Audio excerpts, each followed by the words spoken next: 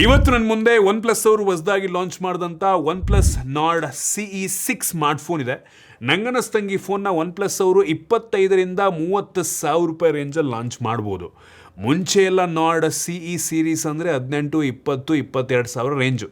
But ಈ ವರ್ಷ ಈ ಫೋನ್ನ ಬೆಲೆ ಹೆವಿ ಜಾಸ್ತಿ ಆಗ್ತಾ ಇದೆ. ನಾನಿವತ್ತು ಈ ಸ್ಮಾರ್ಟ್ಫೋನ್ ಅನ್ಬಾಕ್ಸ್ ಮಾಡಿ ಯೂಸ್ ಮಾಡಿ ನನ್ನ ಎಕ್ಸ್ಪೀರಿಯನ್ಸ್ ನಿಮ್ಮ ಹತ್ರ ಶೇರ್ ಮಾಡ್ತೀನಿ. ಏನು ಚೆನ್ನಾಗಿದೆ ಏನು ಚೆನ್ನಾಗಿಲ್ಲ ಕಂಪ್ಲೀಟ್ ಮಾಹಿತಿನ ತಿಳಿಸ್ಕೊಡ್ತೀನಿ. ಹಾಯ್, ನಾನು Sandeep from tech in Kannada. ಈ ವಿಡಿಯೋ ಶುರು ಮಾಡೋದಕ್ಕಿಂತ ಮುಂಚೆ ನೀವಿನ್ನೂ ನಮ್ಮ tech in Kannada YouTube channel subscribe ಮಾಡ್ಕೊಂಡಿಲ್ಲ ಅಂದರೆ ಈಗಲೇ ಸಬ್ಸ್ಕ್ರೈಬ್ ಮಾಡ್ಕೊಳ್ಳಿ ಮತ್ತು ಬೆಲ್ ಐಕಾನ್ ಕೂಡ ಕ್ಲಿಕ್ ಮಾಡ್ಬೋದು. ಓಕೆ, ಫಸ್ಟ್ ಈ ಸ್ಮಾರ್ಟ್ಫೋನ್ ಅನ್ಬಾಕ್ಸ್ ಮಾಡೋಣ. ಈ ಬಾಕ್ಸನ್ನು ಓಪನ್ ಮಾಡಿದ್ರೆ ಇದ್ರ ಒಳಗಡೆ ಇನ್ನೊಂದು ಸಣ್ಣ ಬಾಕ್ಸ್ ಸಿಗ್ತಾ ಇದೆ. ಅದರಲ್ಲೊಂದು user manual, quick start guide ಮತ್ತು ವಾರಂಟಿ ಕಾರ್ಡು ಮತ್ತಿನ್ನೊಂದು ರಬ್ಬರಿ ಫಿನಿಷನ್ನು ಹೊಂದಿರುವಂಥ ಬ್ಯಾಕ್ ಕವರ್ನ ಕೊಟ್ಟಿದ್ದಾರೆ. ಇದ್ರ ಕೆಳಗಡೆ ನಮಗೆ ಡೈರೆಕ್ಟ್ ಆಗಿ ಈ ಒಂದು ಸ್ಮಾರ್ಟ್ಫೋನ್ ನೋಡಕ್ಕೆ ಸಿಗ್ತಾ ಇದೆ. ಇದನ್ನು ಪಕ್ಕಕ್ಕಿಟ್ರೆ 80 ವ್ಯಾಟ್ನ ಫಾಸ್ಟ್ ಚಾರ್ಜಿಂಗ್ ಅಡಾಪ್ಟರ್ ಕೊಟ್ಟಿದ್ದಾರೆ. USB Type-C ಚಾರ್ಜಿಂಗ್ ಕೇಬಲ್ ಇದೆ, Type-A ಇಂದ Type-C. ಇನ್ನು ಕೊನೆಯದಾಗಿ ಒಂದು ಸಿಮ್ ಎಜೆಕ್ಷನ್ ಪಿನ್ ನಮಗೆ ಸಿಗ್ತಾ ಇದೆ. ಇನ್ನು ಡೈರೆಕ್ಟ್ ಆಗಿ ಸ್ಮಾರ್ಟ್ಫೋನಿಗೆ ಬಂತು ಅಂದರೆ ಕಳೆದ ವರ್ಷಕ್ಕೆ ಕಂಪೇರ್ ಮಾಡಿಕೊಂಡ್ರೆ ಹಿಂದ್ಗಡೆ ಕ್ಯಾಮ್ರಾ ಡಿಸೈನ್ ಸ್ವಲ್ಪ ಡಿಫ್ರೆಂಟ್ ಆಗಿದೆ ಅಂತ ಅನ್ನಿಸ್ತು.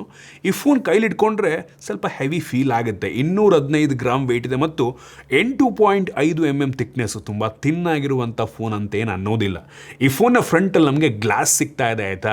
ಸೊ ಇದಕ್ಕೆ ಕ್ರಿಸ್ಟಲ್ ಗಾರ್ಡ್ ಗ್ಲಾಸ್ ಅಂತಾರೆ. ಇದು ಒಂದು ರೀತಿ ಗೊರಿಲ್ಲಾ ಗ್ಲಾಸ್ ವಿಕ್ಟಸ್ ಪ್ಲಸ್ಸಿಗೆ ಈಕ್ವಲೆಂಟ್ ಆಗಿರುವಂಥ ಗ್ಲಾಸು. ಫ್ರಂಟಲ್ಲಿ ಬೆಸಲ್ಸ್ ತುಂಬ ಥಿನ್ ಆಗಿದೆ, ಯೂನಿಫಾರ್ಮ್ ಬೆಸಲ್ಸು ಸಕ್ಕತ್ತಾಗಿ ಕಾಣುತ್ತೆ.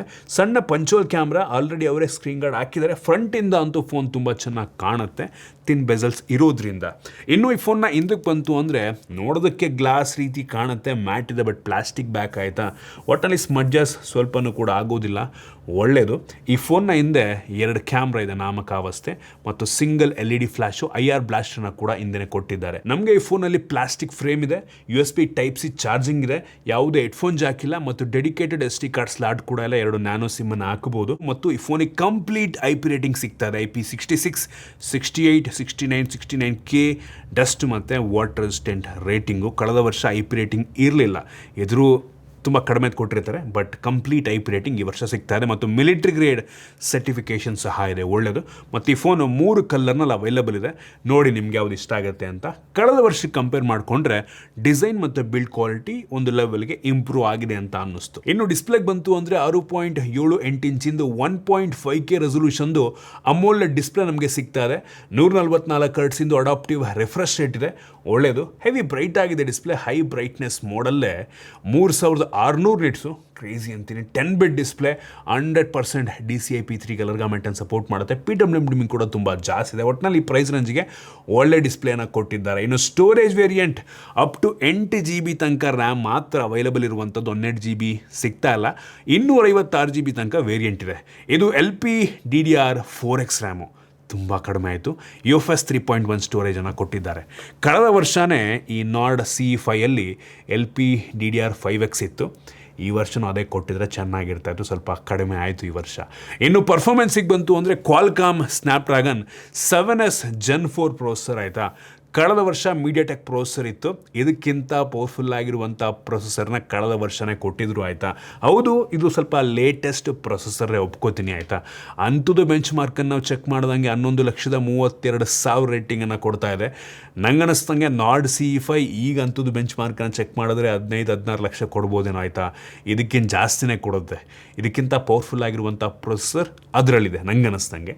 ನಾವು ಈ ಬೆಂಚ್ ಮಾರ್ಕ್ ಮಾಡೋ ಟೈಮಲ್ಲಿ ಈ ಫೋನಿಂದು ಬ್ಯಾಟ್ರಿ ಡ್ರೈನ್ ಮತ್ತು ಟೆಂಪ್ರೇಚರ್ ವೇರಿಯೇಷನ್ನ ಕೂಡ ಚೆಕ್ ಮಾಡಿದ್ವು. ಎರಡು ಕೂಡ ತುಂಬ ನಾರ್ಮಲ್ ಆಗಿದೆ, ಎಲ್ಲೂ ಕೂಡ ಜಾಸ್ತಿ ಹೀಟ್ ಆಗುತ್ತೆ ಅಂತ ಅನ್ನಿಸ್ಲಿಲ್ಲ. ಮತ್ತು ಗಿಗ್ ಬೆನ್ ಸ್ಕೋರ್ನ ಕೂಡ ನಾನು ನಿಮಗೆ ತೋರಿಸ್ತಾ ಇದ್ದೀನಿ. ಓವರಾಲ್ ನಾವು ಗೇಮಿಂಗನ್ನು ಚೆಕ್ ಮಾಡ್ದಂಗೆ BGMIನಲ್ಲಿ ಸ್ಮೂತಲ್ಲಿ ಎಕ್ಸ್ಟ್ರೀಮ್ ಪ್ಲಸ್ ತನಕ ಹೋಗುತ್ತೆ, ತುಂಬ ಸ್ಮೂತ್ ಗೇಮ್ ಪ್ಲೇ ನಮಗೆ ಸಿಕ್ತು. ಆನ್ ಗೇಮ್ ನಮಗೆ 90 FPS ಸಿಗುತ್ತೆ, ಬಟ್ ಈ ಫೋನ್ ಏನು ಮಾಡುತ್ತೆ, ಅಡಿಷ್ನಲ್ ಫ್ರೇಮ್ಸನ್ನು ಆ್ಯಡ್ ಮಾಡಿ ಸ್ವಲ್ಪ ಸ್ಮೂತಾಗಿ ಸಿಗೋ ರೀತಿ ಮಾಡುತ್ತೆ. BGMIನಲ್ಲಿ ಮ್ಯಾಕ್ಸಿಮಮ್ ಅಲ್ಟ್ರಾ HDRನಲ್ಲಿ ಅಪ್ ಟು ಅಲ್ಟ್ರಾ ತನಕ ಹೋಗುತ್ತೆ. ಇದು ಕೂಡ ಒಂದು ಲೆವೆಲಿಗೆ ಸ್ಮೂತ್ ಆಗಿದೆ. ಪ್ಲೇಯರ್ಸ್ ಅಪೋನೆಂಟ್ಸ್ ಬಂದಾಗ ಸ್ವಲ್ಪ ಫ್ರೇಮ್ ಡ್ರಾಪ್ ಫೀಲ್ ಆಗ್ಬೋದೇನೋ. ಮತ್ತು ಕೆಲವೊಂದು ಗೇಮ್ಗಳು 144 FPS ಕೂಡ ಸಪೋರ್ಟ್ ಮಾಡುತ್ತೆ.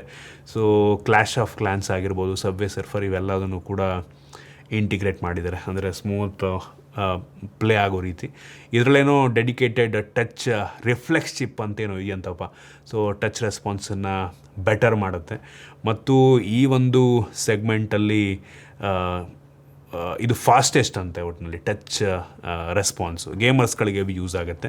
ಮತ್ತು ವೇಪರ್ ಚೇಂಬರ್ ಕೂಡ ದೊಡ್ಡದಾಗಿದೆ, ಈ ಡಿಸ್ಪೇಷನ್ ತುಂಬ ಚೆನ್ನಾಗಾಗುತ್ತೆ. ಏನು ವೇಪರ್ ಚೇಂಬರ್ ಇದೆ ಅದ್ರ ಜೊತೆಗೆ ಅಡಿಷ್ನಲ್ ನಿಮ್ಮದು ಈ ಬ್ಯಾಕ್ ಕವರ್ ಇದೆಲ್ಲ ಟಚಿಂಗ್ ಪಾರ್ಟ್ ಇರುತ್ತಲ್ವ, ಅದನ್ನು ಇನ್ಕ್ಲೂಡ್ ಮಾಡಿಕೊಂಡ್ರೆ ಈ ಕೂಲಿಂಗ್ ಏರಿಯಾ ತುಂಬ ಜಾಸ್ತಿ ಇದೆ ಅಂತ ಅಂತಾರೆ ಒಟ್ಟಿನಲ್ಲಿ ಅವರು. ಓಕೆ, ಪರ್ಫಾಮೆನ್ಸ್ ಓಕೆ, ಏನೋ ಸ್ವಲ್ಪ ಚೆನ್ನಾಗಿರ್ಬೋದಾಗಿತ್ತು. ಮೋಸ್ಟ್ಲಿ ಪ್ರೈಸ್ ಕಟ್ ಮಾಡೋದಕ್ಕೆ ಪ್ರೊಸೆಸರ್ನ ಸ್ವಲ್ಪ ಕಡಿಮೆ ಪವರ್ದು ಹಾಕಿರ್ಬೋದೇನೋ, ಬಟ್ ಸ್ಟಿಲ್ ಸ್ನ್ಯಾಪ್ಡ್ರ್ಯಾಗನ್ ಪ್ರೊಸೆಸರ್ ಹಾಕಿದಾರಲ್ವ, ಅದು ಒಂದು ರೀತಿ ಪ್ಲಸ್ ಪಾಯಿಂಟೇ. ಮೀಡಿಯಾಟೆಕ್ಗೆ ಕಂಪೇರ್ ಮಾಡಿಕೊಂಡ್ರೆ ಸ್ವಲ್ಪ ಜಾಸ್ತಿ ಆಪ್ಟಿಮೈಸ್ ಆಗಿರುತ್ತೆ ಅಂತ ಅಂದ್ಕೊಂಡು ಖುಷಿ ಪಡ್ಕೋಬೇಕು ನಾವು. ಏನು ಕ್ಯಾಮ್ರಾ ಬಗ್ಗೆ ಮಾತನಾಡಬೇಕು ಅಂದರೆ, ಹಿಂದ್ಗಡೆ ನಾಮಕಾವಸ್ಥೆ 2 ಕ್ಯಾಮ್ರಾ ಇದೆ. ಏನಕ್ಕೆ ನಾಮಕಾವಸ್ಥೆ ಅಂತ ಇದ್ದೀನಿ ಅಂದರೆ, 50 MP main sensor with optical image stabilisation ಸಿಗ್ತಾ ಇದೆ, 1.8 ಅಪರ್ಚರು. ಇದರ ಜೊತೆಗೆ ಒಂದು ಡೆಪ್ತ್ ಕ್ಯಾಮ್ರಾವನ್ನು ಕೊಟ್ಟಿದ್ದಾರೆ 2 MP. ಏನಕ್ಕೆ ಅಂತ ಗೊತ್ತಿಲ್ಲ. ಸೊ ಅದ್ರ ಬದಲು ಇನ್ನೊಂದು ವೈಡ್ ಆ್ಯಂಗಲ್ ಕ್ಯಾಮ್ರಾ ಕೊಟ್ಟಿದ್ದಾರೆ, ಚೆನ್ನಾಗಿರ್ತಾಯಿತ್ತು. ಕಳೆದ ವರ್ಷ CE5 ವೈಡ್ ಆ್ಯಂಗಲ್ ಕ್ಯಾಮ್ರಾ ಇತ್ತು, ಅದನ್ನು ಮಿಸ್ ಮಾಡಿದ್ದಾರೆ. ಬರೀ ಸಿಂಗಲ್ ಕ್ಯಾಮ್ರಾ ಅಂತ ಅನ್ಬೋದು ಈ ವರ್ಷ. ಇದು ತೆಗೆಯುವಂಥ ಫೋಟೋ ಪರವಾಗಿಲ್ಲ, ಒಂದು ಲೆವೆಲಿಗೆ ಅಂತ ಏನು ಇಂಪ್ರೂವ್ಮೆಂಟ್ಸ್ ಆಗಿದೆ ಅನ್ನಲ್ಲ. ಕಳೆದ ವರ್ಷ ಕೂಡ ಸಿಮಿಲರ್ ಇತ್ತು ಆಯಿತಾ. ಈ ವರ್ಷನೂ ಕೂಡ ಅದೇ ಥರ ಸ್ವಲ್ಪ ಆಪ್ಟಿಮೈಸೇಷನ್ನು ನಿಮಗೆ ಸ್ನ್ಯಾಪ್ಡ್ರ್ಯಾಗನ್ ಪ್ರೊಸೆಸರ್ ಇರೋದ್ರಿಂದ ಸ್ವಲ್ಪ ಡಿಫ್ರೆಂಟ್ ಅನಿಸುತ್ತೆ ಕಲರ್ಸು ಎಲ್ಲ. ಕ್ಲಾರಿಟಿ ಪರವಾಗಿಲ್ಲ ಅಂತ ಅನ್ನಿಸ್ತು ನನಗೆ. ಈ ಬೆಲೆಗೆ ಒಂದು ಡೀಸೆಂಟ್ ಕ್ಯಾಮ್ರಾ ಆಪ್ಷನ್ ಆಗ್ಬೋದು.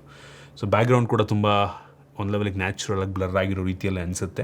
ಡೇ ಲೈಟಲ್ಲಿ ಒಟ್ಟಿನಲ್ಲಿ ಒಳ್ಳೆ ಫೋಟೋ ಔಟ್ಪುಟ್ನ ಕೊಡುತ್ತೆ.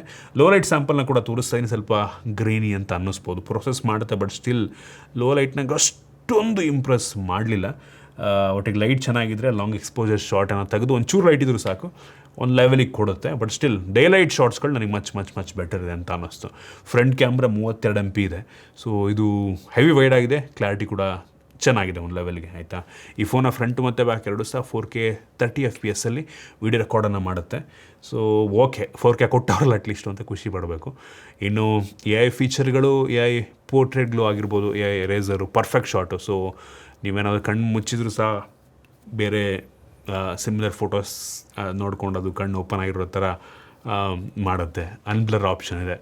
ಆಮೇಲೆ ಡೀಟೇಲ್ನ ನೀವು ಬೂಸ್ಟ್ ಮಾಡ್ಬೋದು, ರಿಫ್ಲೆಕ್ಷನ್ ರಿಮೂವ್ ಮಾಡ್ಬೋದು, ರೀಫ್ರೇಮ್ ಮಾಡ್ಬೋದು. ಈ ಎಲ್ಲ ಆಪ್ಷನ್ಗಳು ನಮಗೆ ಇದರಲ್ಲಿ ಸಿಗ್ತಾರೆ.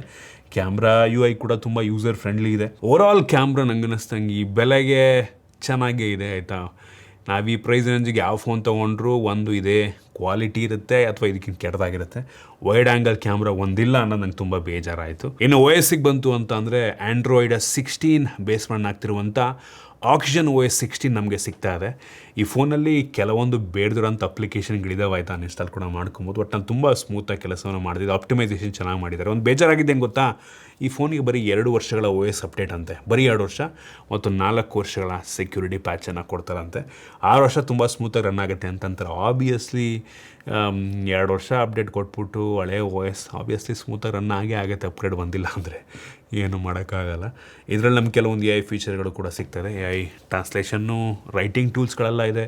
ವಾಯ್ಸ್ ಸ್ಕ್ರೈಬು, ಸಮ್ಮರೈಸ್ ಮಾಡುವಂಥದ್ದು ನೋಟಲ್ಲಿ, ಕ್ಯಾಪ್ಷನ್ ಟ್ರಾನ್ಸ್ಲೇಟ್ ಮಾಡುವಂಥದ್ದು, ಸರ್ಕಲ್ ಟು ಸರ್ಚ್ ಇದೆ.